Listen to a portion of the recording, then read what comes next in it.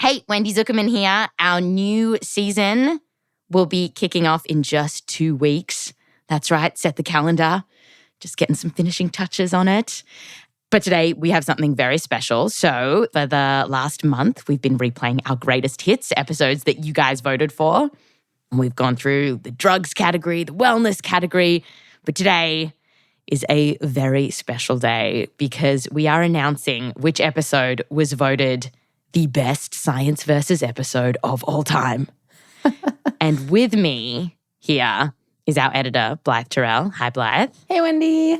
So we tallied up the results and 2 episodes tied for the top spot again. We had another tiebreaker. One of them, I think, benefited from recent history bias because it was, drumroll, Did We Predict the Pandemic? Oh, really? Which we played last season. So I think that although a very, very good episode, could have benefited from the fact that we played it so recently. Surprised and it was in people like people's that. minds. It kind of like also freaked people the hell out. So I'm a little surprised that made the cut. Yeah, me too. So the other tiebreaker that we're going to call the winner of this competition. Oh, we're just making up the rules now. Well, we just played the other one. If you want to go hear it and you haven't heard it, just scroll down. All right, so this is an episode that I think either, again, much like the pandemic one, I think people either loved it or they were like, nope, no. Don't even want to listen to it. Love a polarizing episode. Yes. Love it. And I'm here to congratulate you, Blythe, because you produced this episode. It is, in fact, composting human bodies. What? Yes. That is surprising. Yes, our episode on whether you should die by composting your body. How do you feel, Blythe? Yeah. I mean, right. I'm afraid it's like that one Oscars where they like they say the wrong name or they open the wrong envelope or whatever. No, this is real, Blythe. This is real. Your episode 1. No, that's really surprising. This episode, it had a huge impact on some of our listeners. So people said that after hearing it, they changed their minds about what they wanted to do with their own bodies after they died. Like one listener said, I've literally added this to my health directive as my preferred method once I've died. So, I mean, we've really changed people's afterlife. But I do love this episode. Mm-hmm. What did you love about this episode? I mean, this episode, so close listeners of this show will know that I do not routinely produce episodes. I'm usually more behind the scenes, helping the team produce their amazing episodes. But this topic, Wendy, you sent me an article on it a few years back, and I just couldn't stop thinking about it. I was like, this is so interesting and so, like, how does composting human bodies work? Can you really do that? So I just, could not stop thinking about it. And I was like, we have to make this episode. And it was so fun. It was so fun to make it. It was so fascinating. And, the composting people, let us into their world. And we got to, really see things up close. And we basically just, got to go on this composting adventure and, sort of ask all the questions we had about it. And that was so fun. And so I'm very glad people liked it. It definitely made me feel better about dying, weirdly. Yeah. Yeah.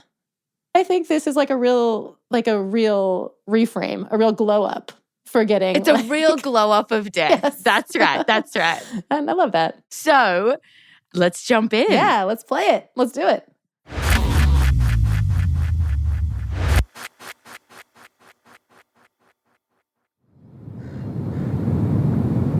I'm Wendy Zukerman, and you're listening to Science Versus from Gimlet. All right. So we're going to find the bodies. Is that right? Yes. I'm driving through the outer suburbs of Seattle with my editor, Blythe Terrell.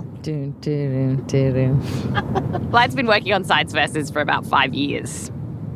And yet, still can't quite remember the theme song.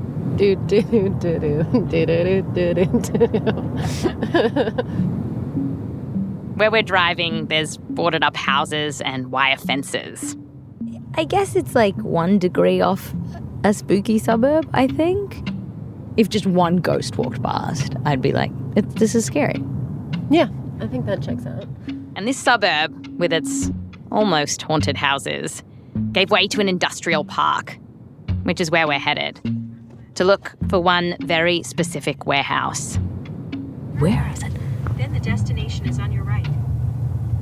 On our right. And then we see it. Okay, here it is. This nondescript grey building. And inside it, people are doing something that some find very controversial. And maybe even a little creepy. No. We're welcomed by a very friendly fellow with wire-rimmed glasses, an office shirt, and a flannel vest that feels like he's ready for a tech conference. His name is Micah Truman, and he shows us around. It's this huge, echoey, industrial-looking space. Yeah, we're not playing wind in your wings here. There's large machines whirring in the background. And all this farm stuff, like piles of straw and alfalfa.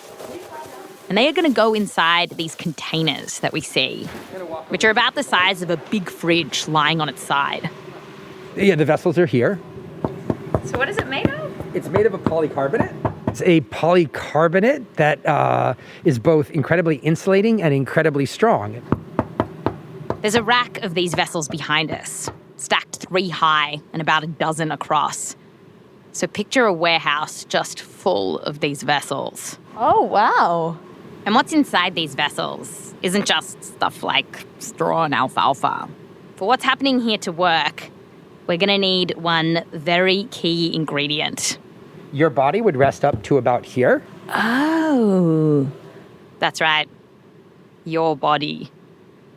Well, we're going to need a dead human body. Because inside these big vessels... there are people in them.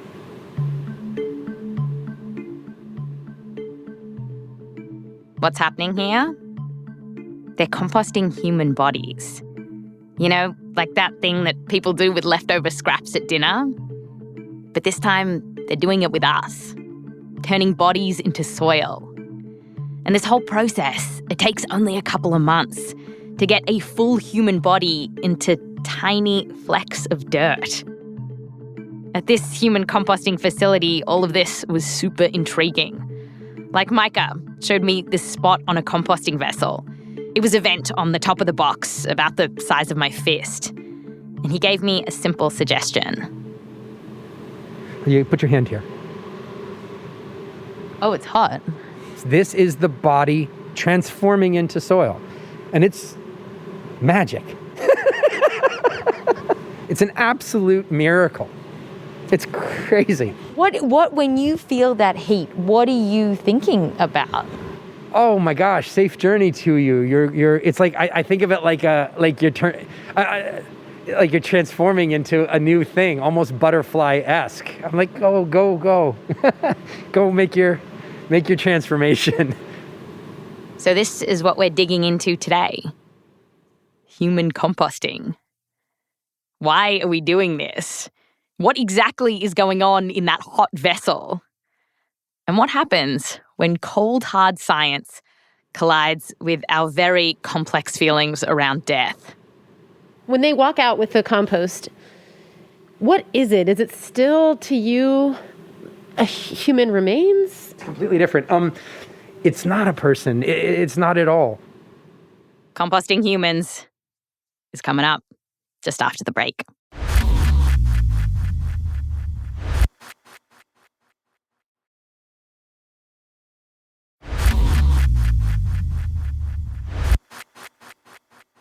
Welcome back.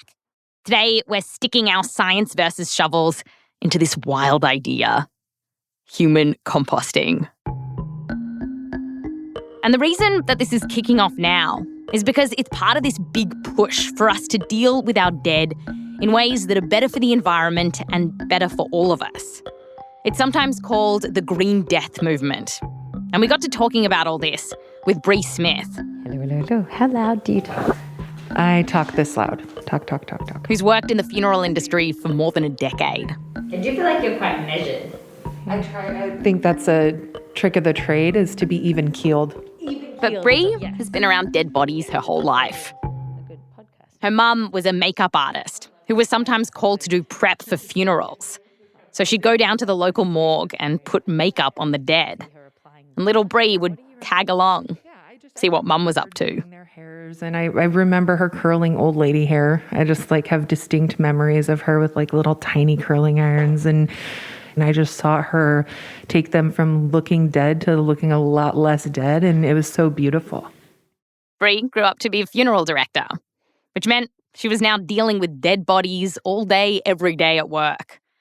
And she told us that there are some definite downsides to how we typically handle them. Like, take cremation, which is super common in the US. Blythe asked her about it.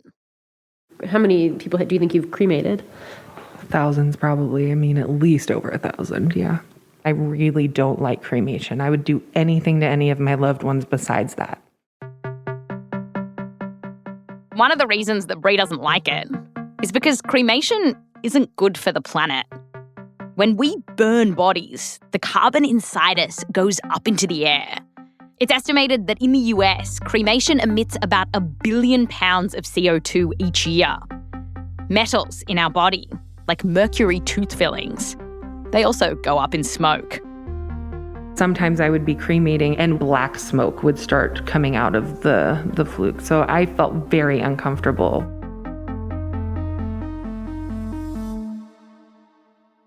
And then there's embalming, which Americans often do to bodies before burying them. Embalming involves injecting formaldehyde into a corpse to preserve it. But formaldehyde can be dangerous. It's classified as a carcinogen, and embalmers are at a higher risk of some cancers, like leukemia and pancreatic cancer, compared to the rest of the population. And Brie, she inhaled this stuff for years. When you embalm, formaldehyde will, vapors will come up and I would walk out of the prep room and my nose hairs would be stiff from Oh my God. Yeah. And that is actually... The embalming fluid went up into your nose. Mm-hmm. It was in your nose, and you would go home and you'd be it'd be dinner time and you could still kind of smell the embalming fluid. So a lot of what we're doing now to our dead bodies, it isn't great. Enter greener and less chemically options.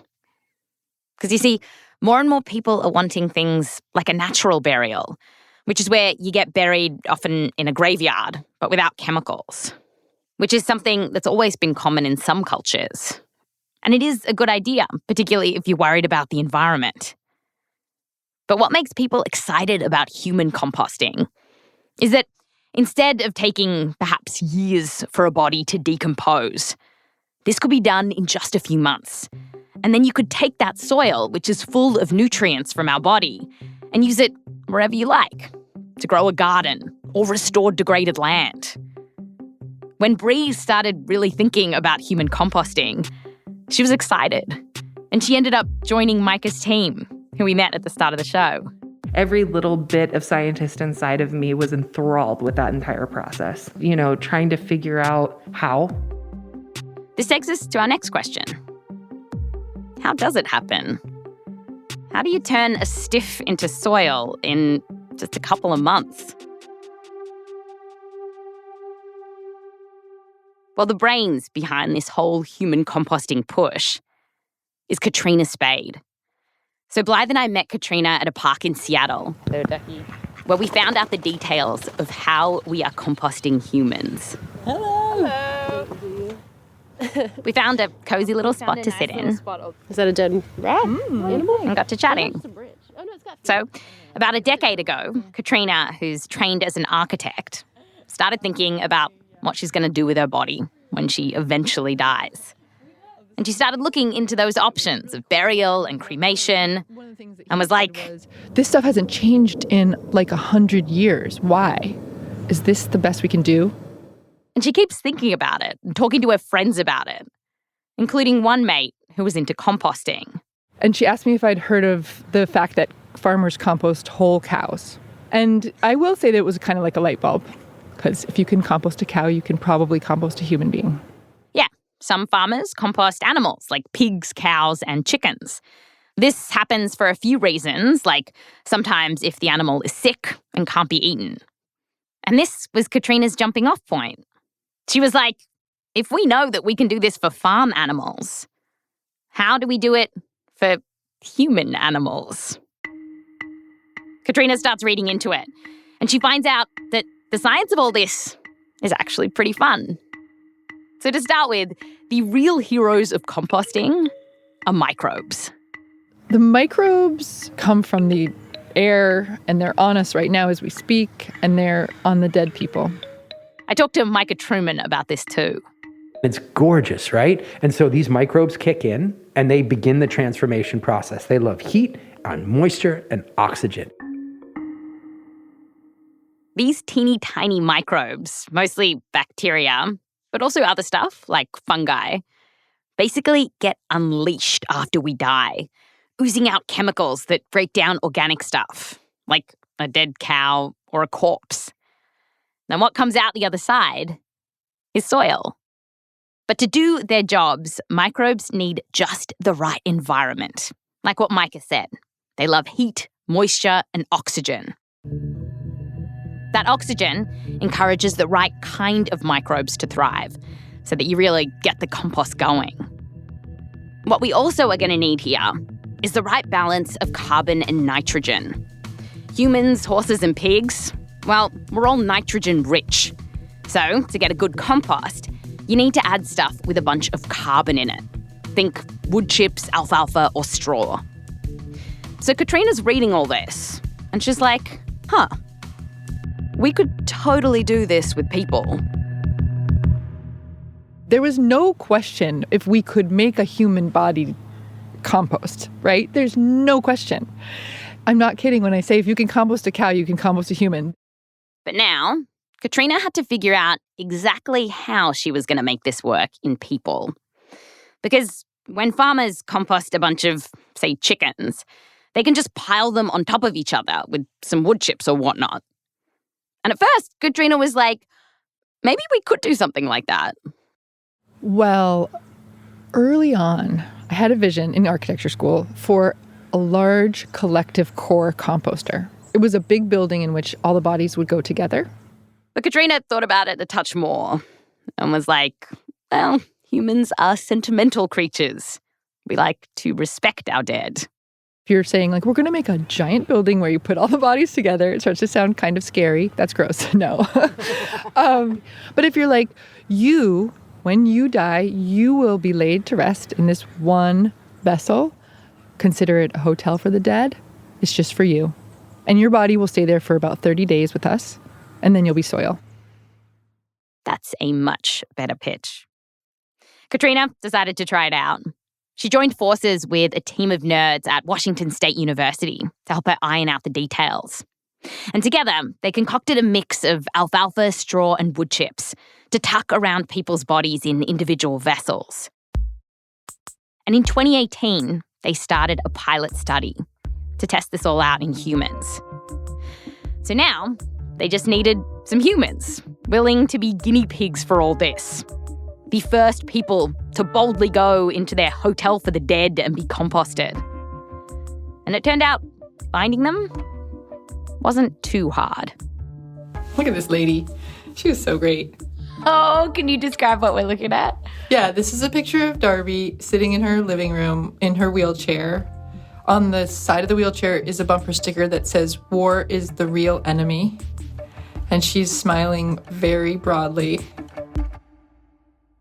Darby was 93 when she died, and towards the end of her life, she read about Katrina's work from an article in the paper, and she loved the idea. It was perfect for her to be one of the first. She, in fact, would call me on the phone, and she'd be like, "Why is it taking you so long?" This was obviously before she died. And at one point I was like, Darby, I know that you mean well, but I'm working really hard. Like, I'm doing my best here. So if you could just be a little gentler. Darby joined Katrina's pilot study. She became one of 6 people who donated their bodies for it. They were all placed in these big cylinders that were black and plastic. And to balance out Darby's nitrogen-rich body, they carefully added in that mix of carbony stuff.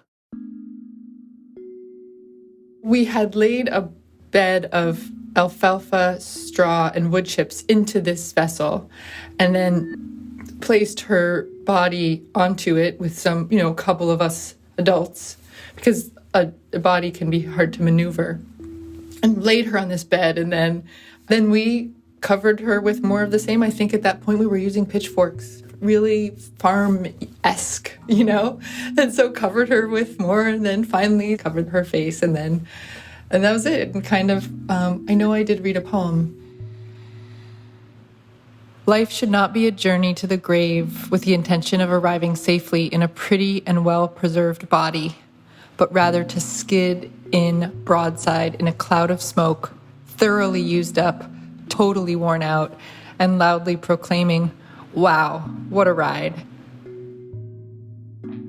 On the day when we actually laid her body into a vessel, this is going to sound so cheesy, there was a double rainbow. I was like, of course, Darby, of course. Over the coming weeks, the researchers in the study carefully managed the compost vessels, adding air so it had enough oxygen, making sure the moisture levels and the temperature was just right, and then regularly rotating them to mix it all up.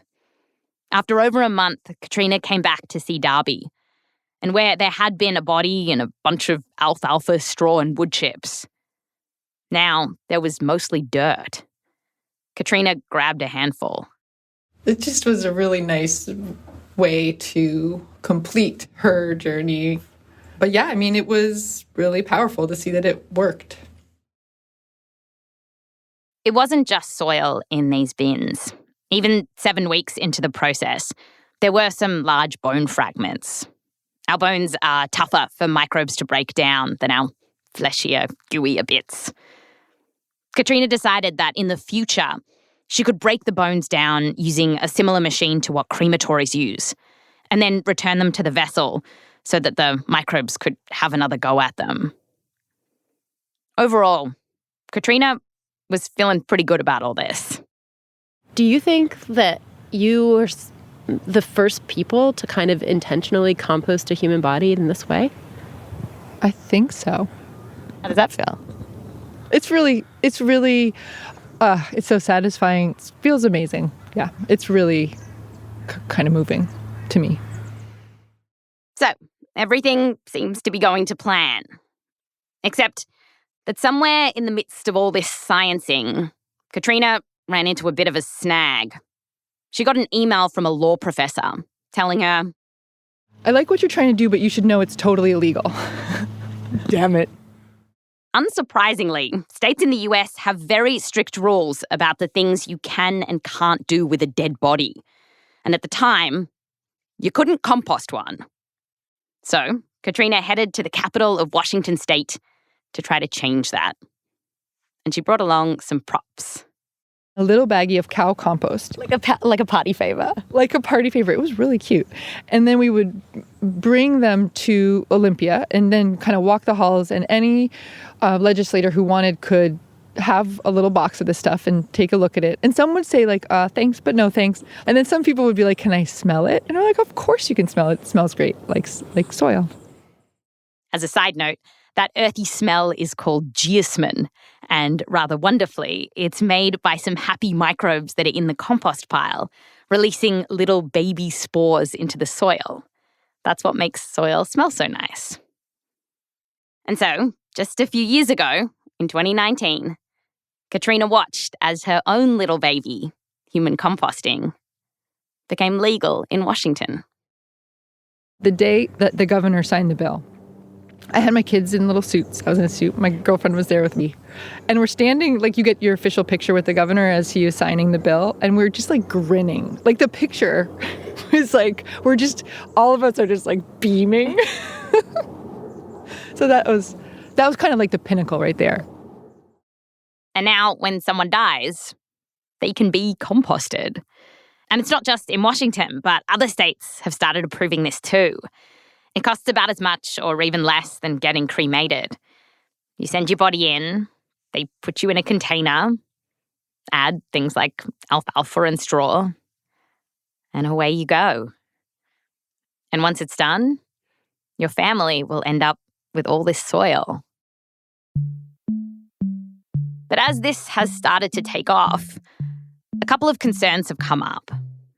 And a big one that scientists are pondering is whether this human compost is safe. Because a compost pile is full of bacteria, right? And if a person dies of some nasty disease, could that be in the compost?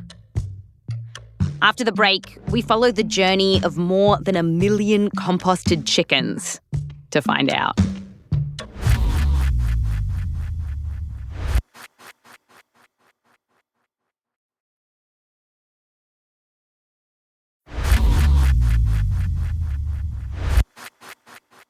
Welcome back. So, we just found out how to compost a human. A bit of alfalfa, straw and wood chips. Bada bing, bada boom. But now we want to know, is this bacteria-stuffed pile of dirt actually safe to take home? So to find out, we called up Thomas Bass at Montana State University. Casually go by Tommy, which is just fine here. Tommy knows a lot about what happens to nasty pathogens inside compost heaps because he works with farmers. And as part of his job, when farmers get an outbreak of some disease like bird flu, he's part of the team that works out, what are we going to do here?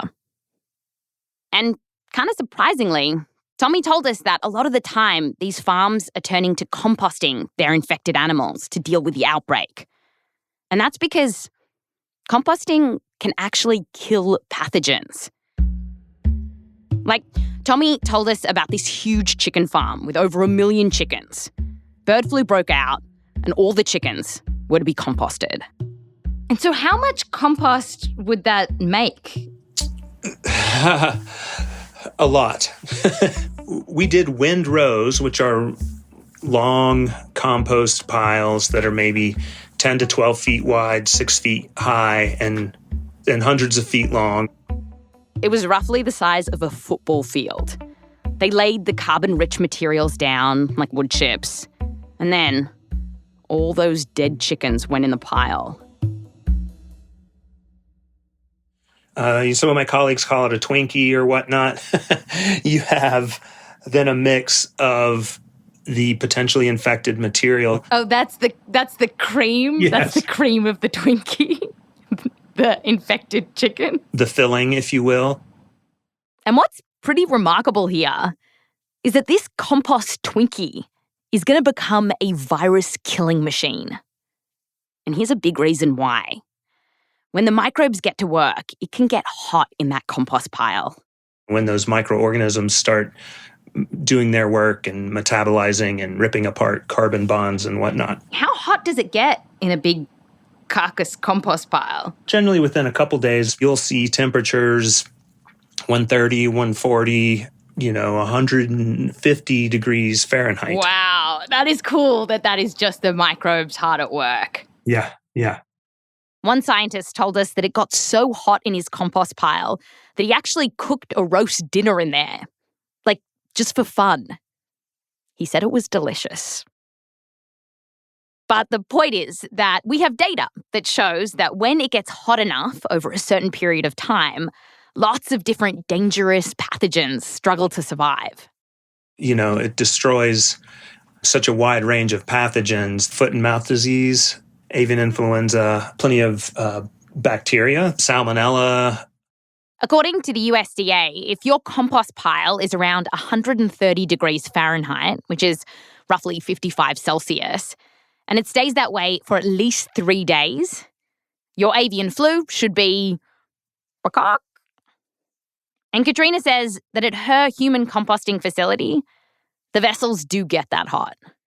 If you have that environment so tuned that the microbes are so happy that you're seeing temperatures, which is the indication of happiness for those microbes, we see the temperatures jump to 150 sometimes on day 2. Wow. From cool. But although compost piles can kill a bunch of different pathogens, they're not John Wick. You can have some survivors. Because certain kinds of nasties, they can handle the heat of a compost pile. Like, researchers have found that the bacteria that causes tuberculosis, that can survive. So can prions, those sturdy bastards that cause mad cow disease.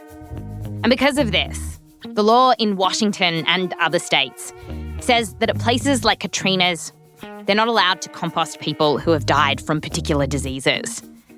They've also got to test the compost for certain bacteria. And big picture, Tommy says that even if human composting got really big, like thousands of people getting composted, tons of this stuff strewn across the landscape, as long as these companies are hitting those temperatures that we talked about and regularly testing their heap for nasty bacteria, then he feels pretty good about it.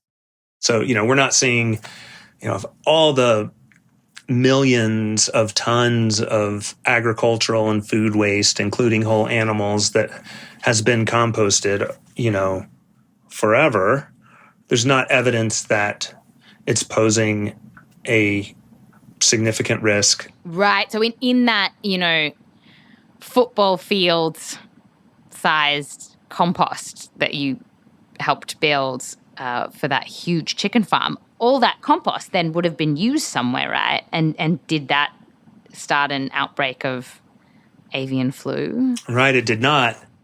And bottom line, Tommy told us that if he was given some burlap bags full of human compost, he'd gladly put them over his flowers. Yeah, we've got some Gerber daisies that come back, and we've got sunflowers we'll replant. And so you'd put it on the daisies? Yeah, and that just seems nice, right? And I just don't know that I'd put it on the tomatoes. It's almost like it would be like communion, right? Like, all right, kids, here's the tomatoes, and there's a little bit of grandpa in there. So tell me, so why wouldn't it go on the tomatoes other than the slight creep factor? That's the only reason, just like... Oh, really? It's not because you're worried about pathogens, just the creep factor? No. It's safe, but there's always, I feel like, a leap of faith in science. We look at the body of evidence. Nothing is ever certain in science, but, I believe it to be very, very safe. Some other academics that we talked to about this were also pretty confident that it would be safe, but some were like, maybe don't put human compost on stuff that's going to go in your mouth. Would you do this for yourself? Would you get human composted? Yeah, I would. And I talked to my wife a little bit about it.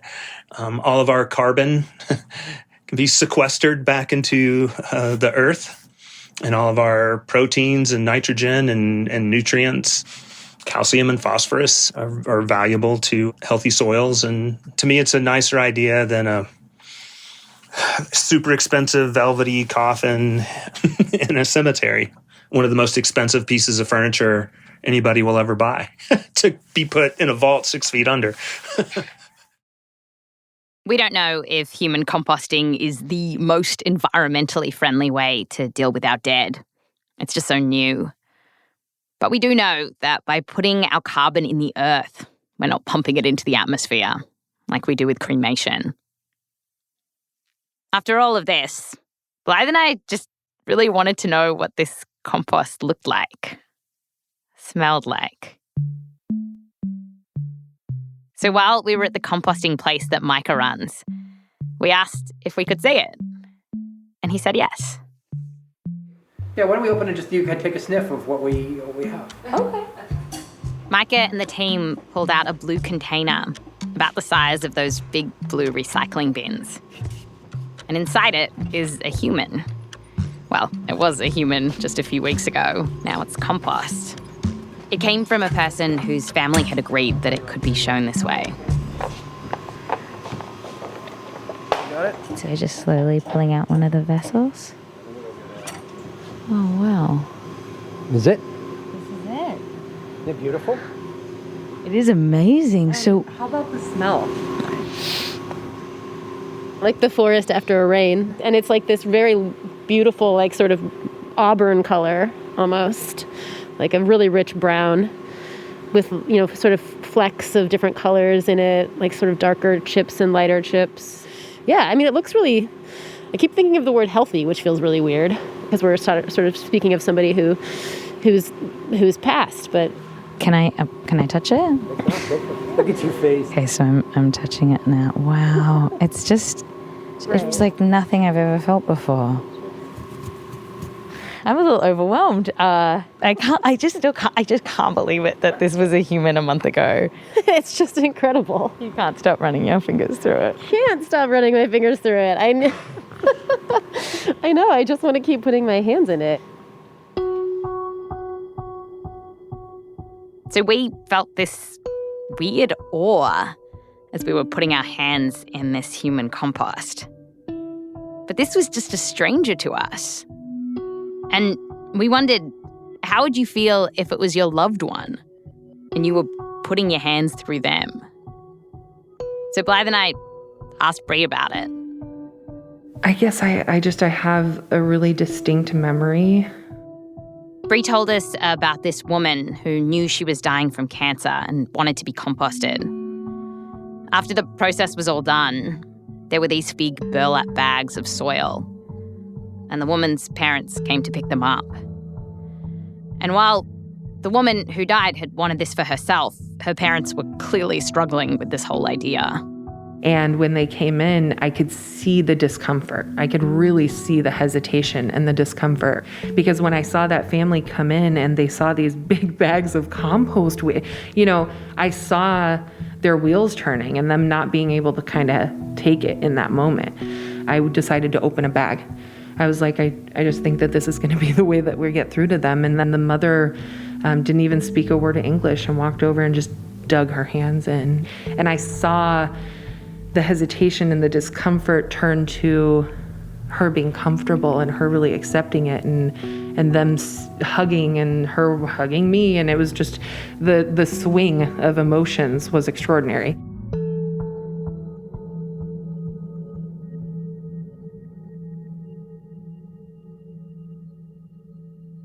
Micah Truman, who owns this place, has been really surprised about how people are reacting to it. He told us stories of someone who poured Baileys inside the vessel before it closed. It was their person's favourite alcohol. People put photographs over the composting vessel, and many just wanted to sit beside their person as they were composting. Sometimes they'd bring a cup of coffee for them and just put it on top of the vessel. Holy cow. I wasn't ready for that. I saw one guy take his mother's soil, and I saw him, he took the bag and he put it in the front seat, and then I saw him put the seatbelt on it. And when you do this with all the wood chips and straw and alfalfa, you end up driving home with quite a lot of compost. Micah says it's about 250 pounds or a dozen big burlap bags. As Blythe and I were winding up our trip, our last stop was to see how some people were using their compost. We drove up to visit some land that Micah's company had bought to help restore. It was out on a country road. Felt like it was kind of in the middle of nowhere. Okay, this is nice. It's like up on a hill in the wilderness. At the entrance was this big moss-covered tree. Ooh, slug. A dead slug they're in? I don't know. Slug's on the move. Slowly. Life was all around this area. It was just really green, tons of trees. But then there was this clearing where there were no plants. It was kind of like a gravel driveway. And then over to one side, we saw where someone had carefully placed some compost. What we're seeing is just sort of this very thin layer of compost and then little shoots, plants, lots of different kinds popping up. I'm like imagining sort of all the little microbes working their way through the soil and making it healthier. Like your little microbes are set free to sort of live on and do good work and do their little microbe thing and make the earth better. I think that seems very lovely. I mean, this is beautiful to think that your remains could create a beautiful little garden. That is lovely. Put me under some gum tree. Some kangaroos, I assume, digging around the base of the tree. Exactly, crapping on my composted remains. It's just really such a beautiful image you've painted.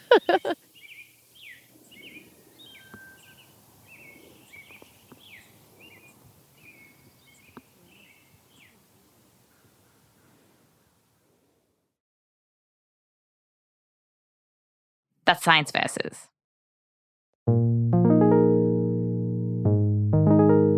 So that was Human Composting, the winner of the People's Choice Best Science Versus episode competition. Thank you so much for listening and helping us to find out what episodes of Science Versus you loved. We loved reading all of your comments. It was really special. We have a brand new season of Science Versus coming just around the corner in just a few weeks. In the meantime, if you miss us, you can come see what silly things I'm doing on TikTok. I'm at Wendy Zukerman. This episode had 61 citations in it, and if you'd like to read them, head over to our show notes and click on the link to the transcript. You'll also see the credits for this episode in there. Science Versus is a Spotify Studios original. Listen for free on Spotify or wherever you get your podcasts. And if you are listening on Spotify, then follow us and tap the bell icon. So that way you'll get notifications when new episodes pop up. I'm Wendy Zukerman. Back to you next time.